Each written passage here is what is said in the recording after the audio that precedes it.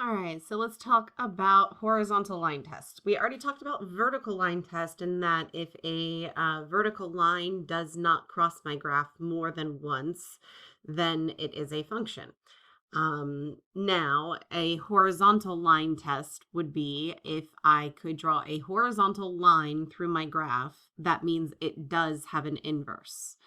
That would be a function, that its inverse would be a function.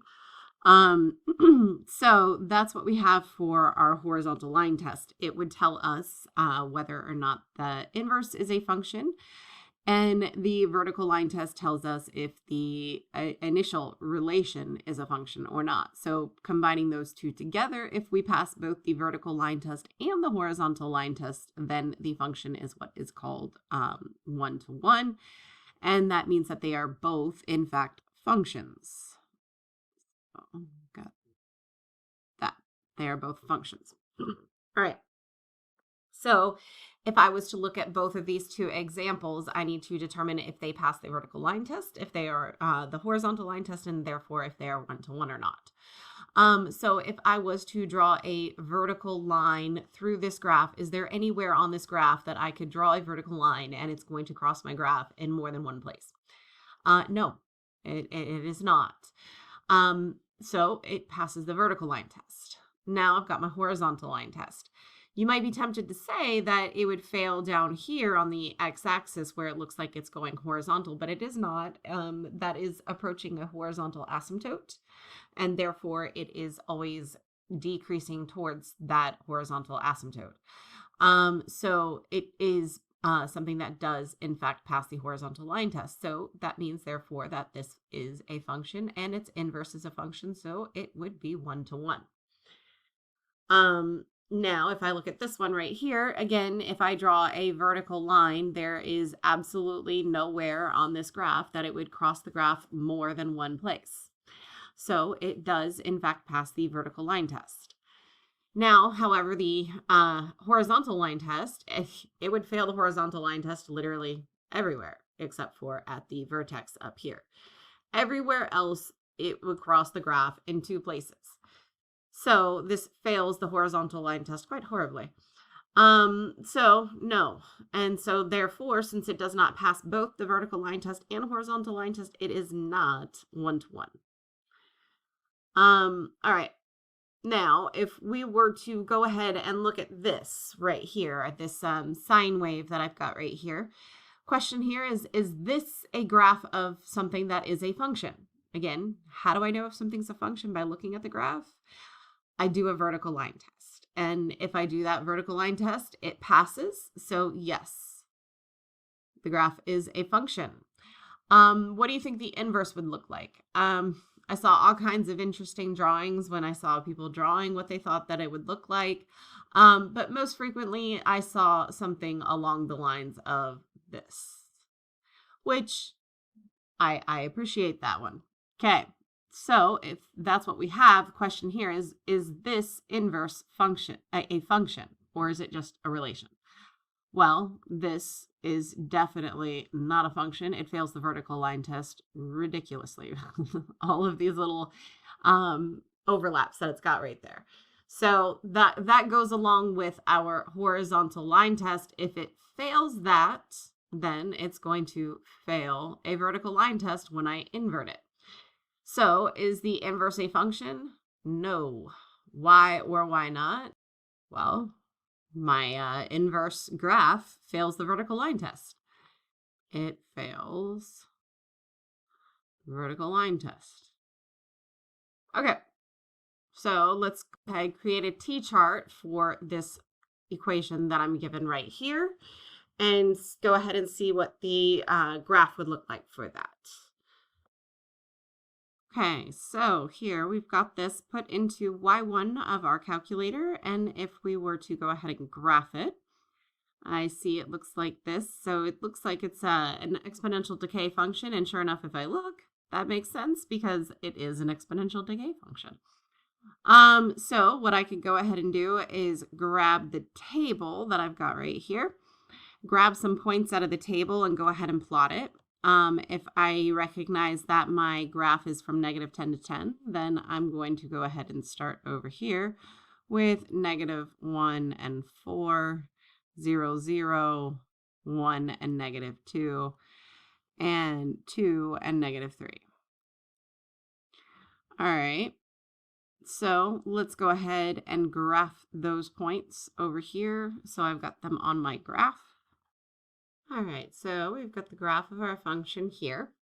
So here, what is the domain of this function f of x? Well, if we recall anything from our exponential functions part of the unit that we've already done, an exponential function has a domain of negative infinity to infinity. So negative infinity to infinity would be my domain. How about the range? We should recall that all exponential functions do have a horizontal asymptote. And in this particular case, I actually have it marked here, and it is an equation of y equals negative 4. So that tells me that my range is going to go from negative 4 to, to infinity. All right, now, is the function going to be 1 to 1? Well, does it pass the horizontal line test? Yes. Again, this part here is not a horizontal line. It is approaching a horizontal asymptote. So no matter how small and teeny tiny it is decreasing down there towards that asymptote, it is still decreasing. So yes, it is 1 to 1.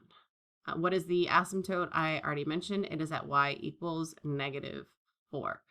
Again, it is an equation for y equals negative 4, not just negative 4.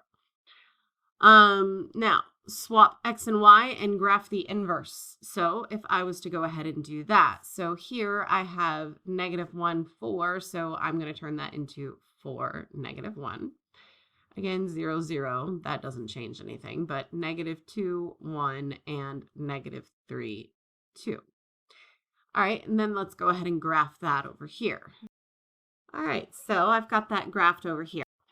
Let's go ahead and make note right here that if I was to go ahead and do my domain and range. So the domain of this function, well, let's discuss this. I have a horizontal asymptote on my original function. It's at y equals negative 4. Then I do its inverse. Well, if I had a horizontal asymptote on the other one, I'm still going to have an asymptote. It's just no longer going to be horizontal. It's now going to be vertical. Because again, I swap x with y. And so I have this vertical asymptote right here. I tried to not cross it. It's really hard. But that gets me right here at this one. And if my original one is y equals negative 4, so what is the equation here? It's going to be x equals negative 4. So because I know I have that asymptote there and I can go ahead and see what's going on here, I can see that the domain is going from negative 4 to infinity.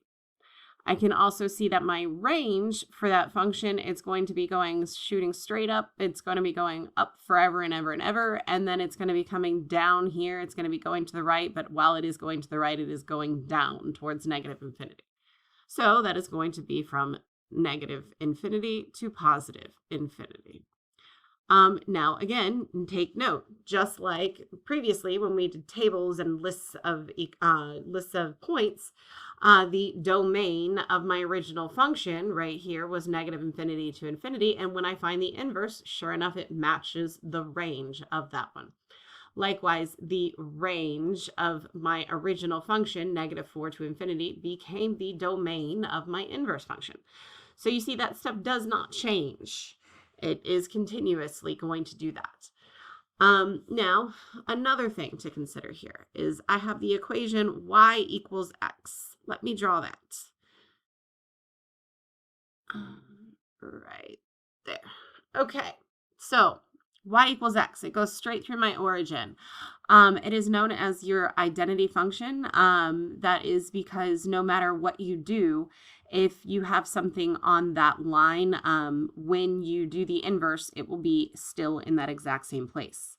So if it is ever touching that line, it its inverse will also be there. And that's because if you think about every coordinate point on that line, I have 1, 1, 2, 2, 3, 3, 4, 4, 5, 5. So obviously, if every single x and y is the same, what's going to happen when I do the inverse and switch the x and the y? It's going to be the same. Just like what happened here on the function that we're looking at here at 0, 0. That is where it intersected our identity function of y equals x. And that is exactly what we're getting back is when we invert it, it still is at 0, 0. Okay. All right, I'm going to do one more video to get the last bit of this in here and call it a day.